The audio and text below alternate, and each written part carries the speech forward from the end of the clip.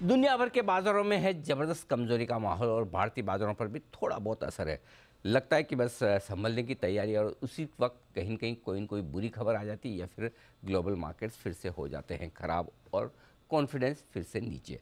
ऐसे में ये जानना समझना बहुत ज़रूरी है कि दुनिया भर के बाज़ारों में क्या हो रहा है, हमारे बाज़ारों का डायरेक्शन क्या रहेगा, गिरेंगे तो कितना, बढ़ने के क्या कारण होंगे, ब्याज दरों और महंगाई को लेकर दुनिया भर में और हमारे यहाँ जो चिंताएं बनी हैं उनसे आपको कितना संभलना चाहिए। और अगर आप ऑलरेडी पैसा लगा चुके हैं, म्यूचुअल फंड इन्वेस्टर्स हैं, तो क्या करें, और जो नया पैसा लगाने का मन बना रहे हैं उनके लिए बाजार में आगे क्या अप्रोच होनी चाहिए और सारी एसेट क्लासेस आगे किस तरह का प्रदर्शन करेगी, इन सब पर बातचीत करनी हो और इतने सारे सवालों के जवाब लेने हो तो आपको चाहिए बाजार के जाने माने दिग्गज। और आज हमारे साथ ऐसे एक खास मेहमान कार्यक्रम में शामिल हो रहे हैं। हमारी एक विशेष सीरीज बाजार आर या पार, मुलाकात करते हैं। आइए, कोटक म्यूचुअल फंड के ग्रुप प्रेसिडेंट और मैनेजिंग डायरेक्टर नीलेश शाह साहब हमारे साथ हो रहे हैं कार्यक्रम में शामिल। नीलेश भाई, बहुत बहुत स्वागत है, धन्यवाद जी बिजनेस के लिए समय देने के लिए, और ख़ास तौर से ऐसे समय जब आपकी एडवाइस की, आपकी राय और आपके मार्गदर्शन की सबसे ज़्यादा ज़रूरत है।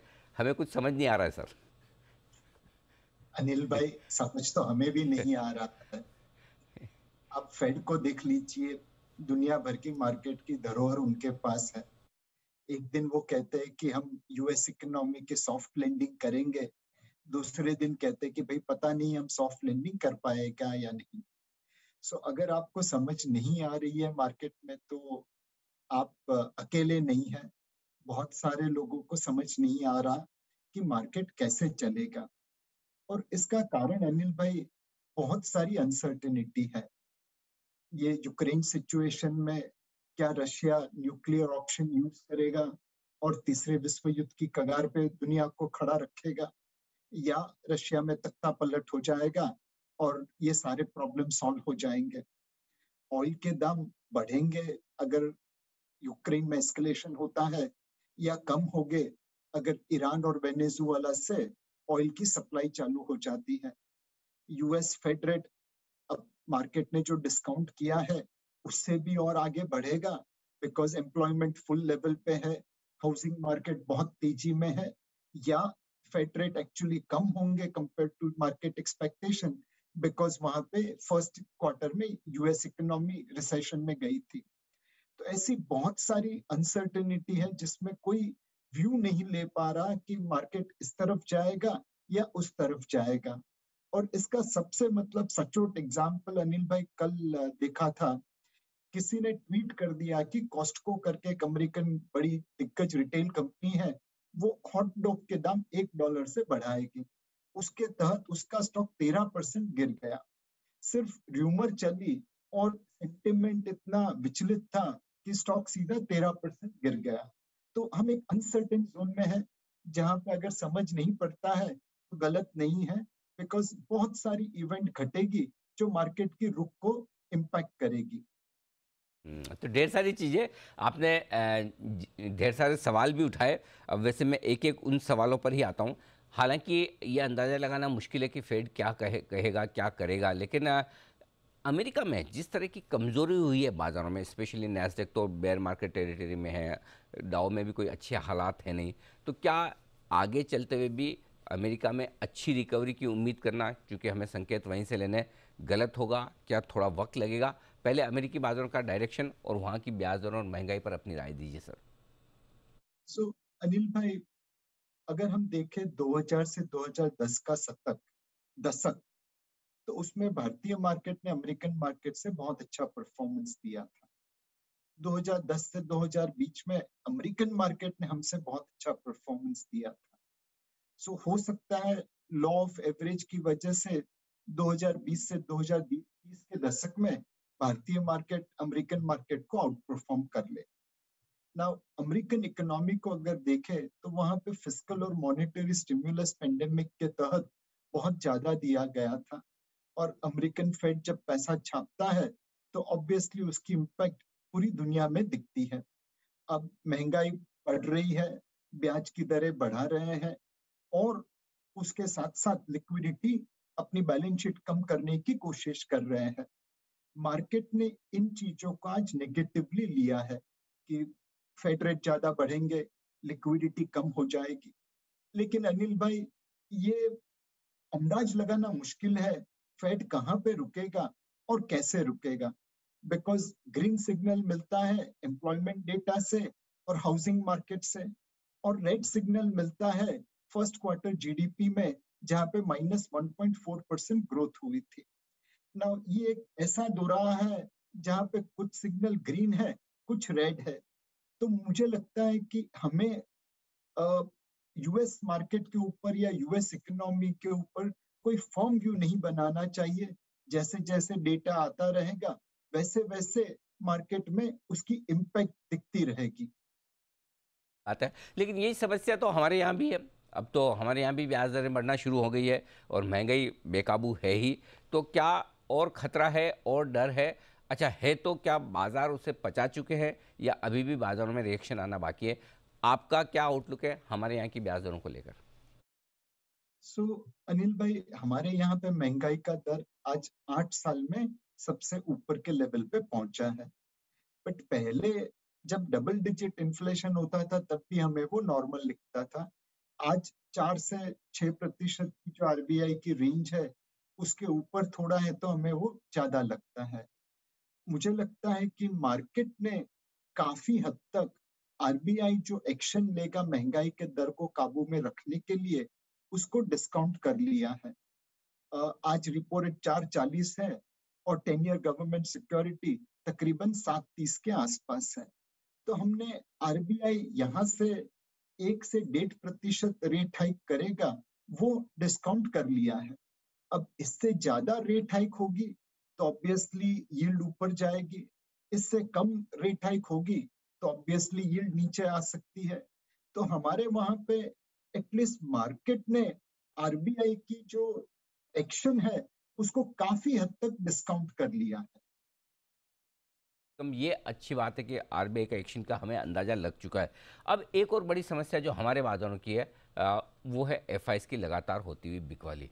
मतलब वो पूरी तरह से ऐसा भारत छोड़ो आंदोलन उनकी तरफ से चल रहा है, बेचे जा रहे हैं। तो अच्छा है कि आप जैसे फंड्स हैं, फंड मैनेजर्स हैं और हमारे रिटेल इन्वेस्टर्स जो मिलकर संभाले हुए हैं, तो कौन जीतेगा दोनों में से? क्योंकि एक बार एक लेवल के बाद हिम्मत टूट जाती है कि कितना खरीदें और ये रुक नहीं रहे। तो दोनों के बारे में ज़रा व्यू बताइए सर। सर, एफपीआई की सेलिंग इसलिए है बिकॉज भारतीय मार्केट में उन्हें बहुत सारा प्रॉफिट हुआ है और यहाँ पे माल बेच सकते हैं। आज रशियन मार्केट में वो क्या बेचेंगे, साउथ अफ्रीका चाइना में क्या बेचेंगे, प्रॉफिट ही नहीं है। जबकि हमारी मार्केट में आज भी उन्हें भर भर के प्रॉफिट बनना है और वो यहाँ से $1 बिलियन निकाल सकते हैं। सो एक, बिकॉज हमने बाकी लोगों से बहुत अच्छा किया उस वजह से प्रॉफिट बुक हो रही है। दूसरा, हमारी वैल्यूएशन बाकी लोगों से काफी ऊपर है, इसलिए भी प्रॉफिट बुक हो रही है। हमें लगता है कि in the near term FPI की सेलिंग चलती रहेगी। बट अगर हम अपनी ग्रोथ को बरकरार रखें, अगर हम अपने महंगाई के दर को काबू में रख पाए और हम दुनिया को दिखा पाए कि हम ये दुनिया के डेजर्ट के ओएसिस है जहाँ पे इन्फ्लेशन काबू में है, ग्रोथ की रफ्तार तेज बनी रहेगी, तो यही एफपीआई वापस निवेश करना चालू कर देंगे। अगर आप देखें तो जो एफपीआई के काउंटर पार्ट्स है, चाहे फॉरेन डायरेक्ट इन्वेस्टमेंट कहिए, चाहे private equity venture capital flows कहिए, तो वो भारत में आज भी बरकरार है। सो ऐसा नहीं है कि भारत छोड़ो आंदोलन चल रहा है। उनके कंपल्शन से प्रॉफिट बुक करने के, उनके कंपल्शन से लिक्विडिटी जहां पे हो वहां पे बेचने के, इसलिए वो पब्लिक मार्केट से बेच रहे हैं। बट जहां पे उन्हें लॉन्ग टर्म कॉल लेना है, चाहे फॉरेन डायरेक्ट इन्वेस्टमेंट हो, अनलिस्टेड इक्विटी हो, वहां पे वो आज भी निवेश कर रहे हैं। ये अच्छी बात है कि जहाँ मुनाफा है और जहाँ बेच पा रहे हैं वहीं बेचें। तो ये मजबूरी वाली बिकवाली ज़्यादा है बजाय ये कि वाकई में डायरेक्शन को ले रहे हैं। अच्छा सर, एक चीज़ और है, जो अमेरिका में अभी झटके लगे हैं, कुछ कंपनियों के नतीजे थोड़े ख़राब, क्या है वहाँ के मार्केट ही गिर गए। हमारे यहाँ भी रिजल्ट सीजन चल रहा है जोरों पर। इस बार रिजल्ट्स में थोड़ा एक ही दिक्कत है कि मार्जिन सबके कम होकर आ रहे हैं। तो हमारी कंपनियों के नतीजों को और हमारी कंपनियों के मार्केट के वैल्यूएशंस को आप कैसे देखते हैं? इस बार नतीजे काफी मिक्स हो रहे हैं। पहले चरण में नतीजे काफी अच्छे आए थे, बट दूसरे चरण में नतीजे काफी खराब आ रहे हैं। तो मेरे हिसाब से अ, एक जो उम्मीद थी दिसंबर 21 क्वार्टर पे कि निफ्टी ईपीएस एफआई 23 में 875 के आसपास आएगी, उसमें अब डाउनवर्ड रिवीजन आ सकता है। अब तक किसी ने किया नहीं है, बट जिस तरह से कमेंट्री आ रही है, जिस तरह से लोगों के फ्यूचर आउटलुक आ रहे हैं, मुझे लगता है कि इसमें एक डाउनवर्ड रिवीजन हो सकता है। अगर हम 825 850 रुपए की निफ्टी ईपीएस काउंट कर ले, तब भी धीरे धीरे करके 16,000 के आसपास हमारी मार्केट अपने हिस्टोरिकल एवरेज वैल्यूएशन पे आ रही है। Market cap to GDP ratio में हम थोड़े ऊपर है, तकरीबन 100% के आसपास, बट दुनिया का market cap to GDP ratio भी 125% के आसपास है, तो उसके सामने हम ठीक ठाक लगते हैं। हमारा जो रियल पेन है वो ये है कि China, Brazil, Indonesia, Turkey, south Africa, ये जो हमारे इमर्जिंग मार्केट पीयर्स है, उनकी वैल्यूएशन हमसे बहुत कम है। हम अपने पीयर ग्रुप की हिस्टोरिकल एवरेज वैल्यूएशन से बड़े प्रीमियम पे ट्रेड कर रहे हैं, तकरीबन 50-60% प्रीमियम पे ट्रेड कर रहे हैं, और इसलिए एफपीआई यहाँ पे प्रॉफिट बुक कर रहे हैं। आइदर हमें अर्निंग्स ग्रोथ उन देशों से ज्यादा दिखा के इस वैल्यूएशन को जस्टिफाई करना पड़ेगा, या उनकी मार्केट ऊपर आए और वो वैल्यूएशन गैप नैरो हो जाए, या हमारी मार्केट करेक्ट होगी। ये तीनों चीजें पॉसिबल है। बिल्कुल ठीक बात है। तो ये नतीजों का पूरा विश्लेषण। अब सर राय उन लोगों के लिए जो ऑलरेडी पैसा लगा चुके हैं, चाहे वो सीधे बाजार में लगाया हो, चाहे म्यूचुअल फंड स्कीम्स में लगाया हो, थोड़ा कॉन्फिडेंस हिला हुआ है, लगता है कि क्या अभी भी हम अमेरिका के मुकाबले में कम गिरे हैं, ज़्यादा गिर जाएंगे, बेच दे क्या, बाद में फिर कभी ले लेंगे, ये जो मन में डर है एग्जिस्टिंग इन्वेस्टर्स के, क्या कहेंगे आप? आ, ऐसा करना ठीक है? अनिल भाई, आपको इस वॉलेटिलिटी में एक ही चीज काम आ सकती है, वो है आपकी एसेट एलोकेशन डिसिप्लिन। ओके। जब मार्केट में इतनी अनसर्टेनिटी है, तो आप लिवरेज पोजीशन नहीं चला सकते हैं, आप ओवरवेट पोजीशन नहीं चला सकते हैं। अगर आप लिवरेज्ड है, अगर आप overweight to equity as an allocation है, तो प्लीज यहाँ पे लॉस या प्रॉफिट बुक कर लीजिए, पोजीशन काट लीजिए। कुछ लोग ऐसे होंगे जो अपनी रिस्क प्रोफाइल के अनुसार निवेश करके बैठे हैं, वह अपनी एसआईपी चालू रखें, और अगर करेक्शन होता है मार्केट में, अपने हिस्टोरिकल वैल्यूएशन से नीचे आता है, तो धीरे धीरे करके ओवरवेट बन सकते हैं। एक साथ सारा पैसा लगा के ओवरवेट नहीं बनना है, धीरे धीरे करके लगाना है।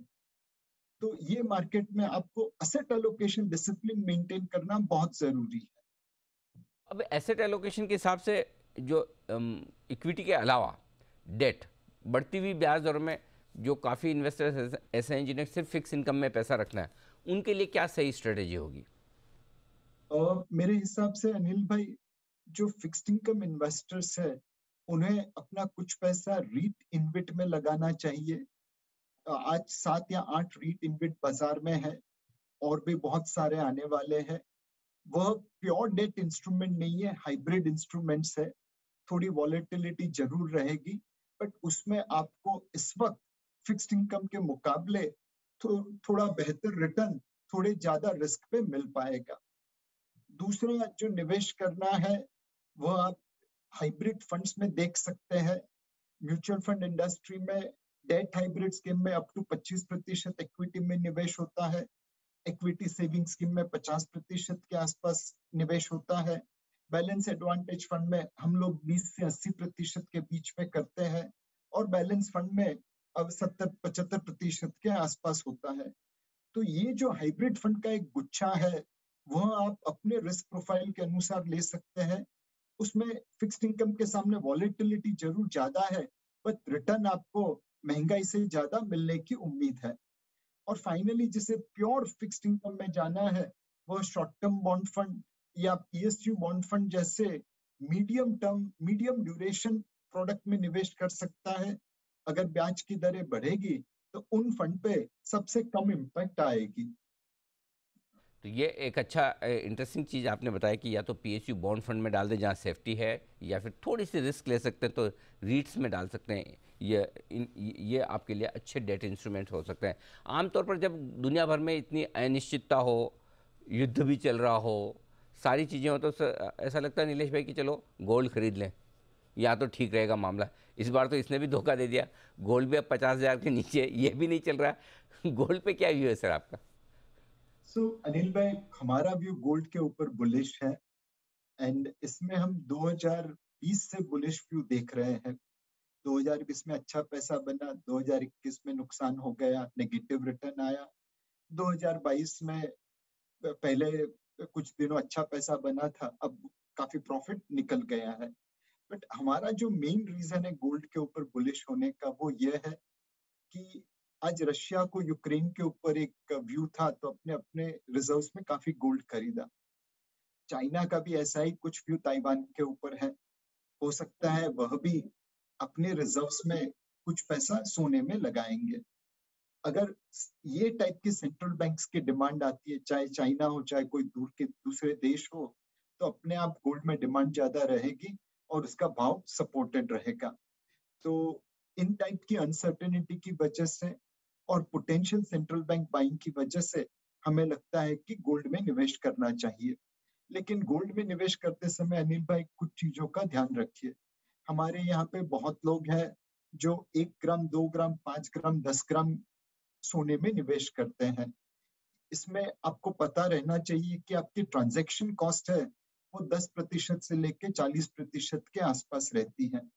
किसी ज्वेलर से आप गोल्ड खरीद के अगर उसी को वहां पे बेच देंगे छोटे क्वांटम में, तो आपका सीधा 10 से 40% का नुकसान हो सकता है। तो एक ये ट्रांजैक्शन कॉस्ट को कंट्रोल करिए।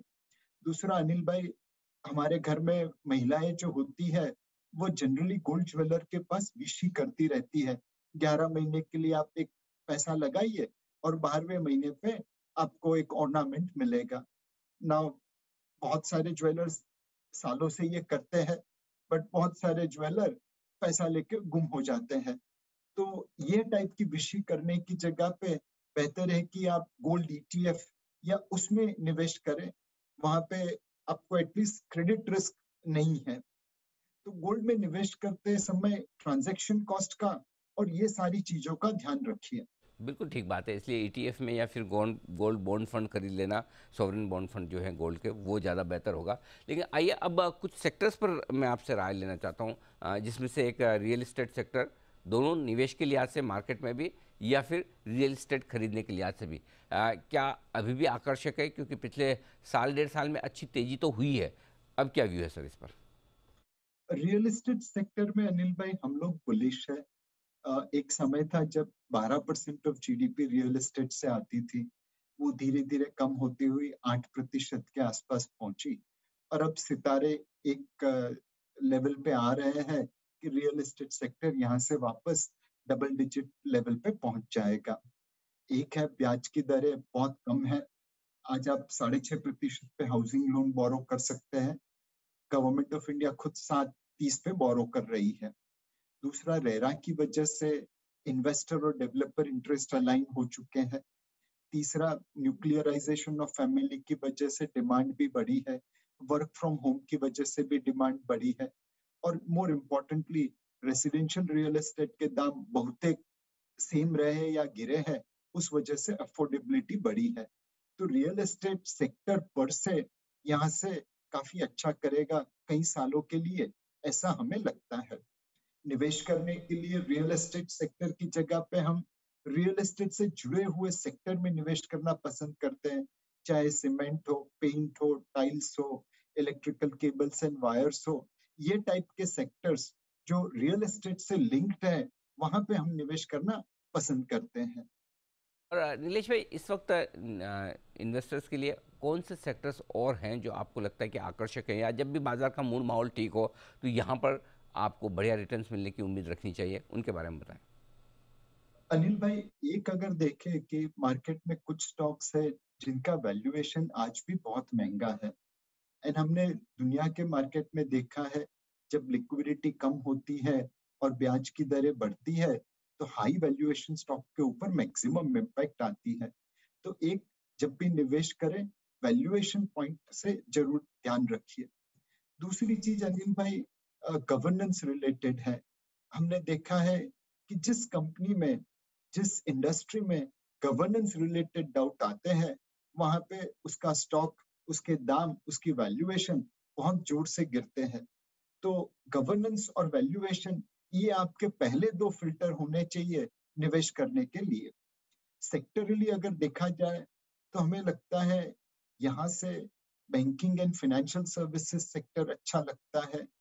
जैसे जैसे ब्याज की दरें बढ़ेगी उनका मार्जिन भी बढ़ेगा।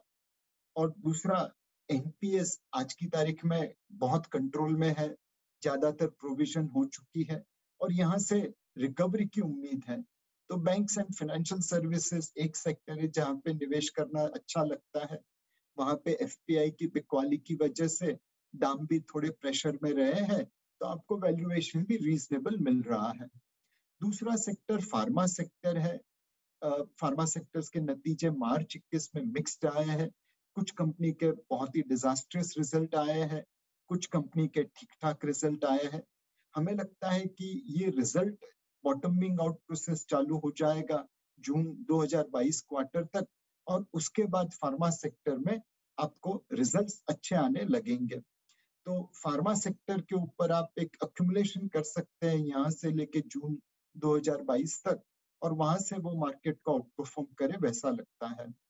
तीसरा एक सेक्टर और है जो हमने जिसमें हमारा आउटलुक पॉजिटिव है, वो इंडस्ट्रियल और इंजीनियरिंग गुड्स है। इस वक्त कैपेसिटी यूटिलाइजेशन कम है, तो ये थोड़ा कॉन्ट्रा कॉल है। बट हमें लगता है कि कुछ क्षेत्र में निवेश की निवेश का घटनाक्रम चालू हो जाएगा। स्टील इंडस्ट्री है, रिन्यूएबल एनर्जी इंडस्ट्री है, शुगर इंडस्ट्री है। यहाँ पे स्पेंडिंग इन्वेस्टमेंट के लिए चालू होगी, और उस वजह से जो industrial goods, capital goods, engineering companies है, वह मार्केट को आउट परफॉर्म कर सकते हैं। पर जैसा मैंने पहले बताया अनिल भाई, जहां पे भी निवेश करे, वैल्यूएशन और गवर्नेंस, ये दो चीजों को मद्देनजर लेते हुए ही निवेश करना। अच्छा मैनेजमेंट होना चाहिए, साफ़ सुथरा, और साथ ही शेयर बहुत महंगे ना हो, क्योंकि महंगे शेयरों की पिटाई काफ़ी ज़्यादा होती दिख रही है। बाकी तो सेक्टर्स आपको जो बताया है नीलेश भाई ने, उनमें आपको अच्छे शेयर पसंद करना है। नीलेश भाई, बहुत बहुत धन्यवाद आपका। पूरा विश्लेषण आपने ग्लोबल मार्केट से लेकर हमारे बाज़ारों तक का और बाज़ार के डायरेक्शन के बारे में हमारे दर्शकों को राय दी। बहुत बहुत धन्यवाद इस खास शो में हमारा साथ देने के लिए। नमस्कार। बाजार आर्या पार इस खास सीरीज में आज के लिए इतना ही। मुलाकात होगी आपसे फिर। नमस्कार।